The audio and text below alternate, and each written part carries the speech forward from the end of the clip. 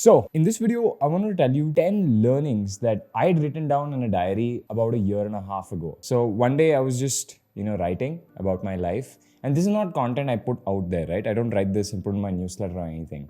I keep this content to myself. Yesterday, I was looking at what I'd written and I realized, hey, none of this is too bad to be said on camera.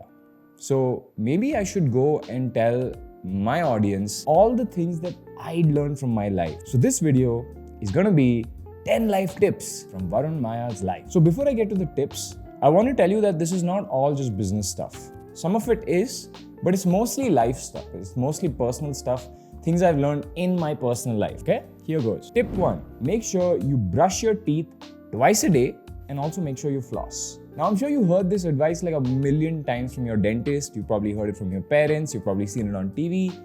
But I've actually learned it the hard way. So genetically, my family and I have very crisscross teeth. So the problem with that is that food particles can get stuck in between the teeth. And the problem with that is that big bad bacteria can come and start chewing on that food. While they're chewing on the food, they also start eating through your teeth. And for the first few years of my life, I really didn't care, right? I didn't brush my teeth too often. When I went to hostel, I used to brush my teeth once a day, maybe 1.5 times a day. But that caught up to me and I started having a lot of cavities. I had to have like almost 4 root canals. So it's not the most fun place to be. Luckily, when you get your tooth root canaled, it's like a permanent crown that they put on. You can't tell the difference between a real tooth and a fake tooth. But yeah, I wish I'd been more regular brushing my teeth. And because of the shape of my teeth, I also had to floss, which I completely forgot. Over the last year, I've been brushing and flossing like a king, like every single day, twice a day, flossing, just before I head to bed. And my teeth have been better than they ever have, right? So it's just a life tip. Take it how you want to.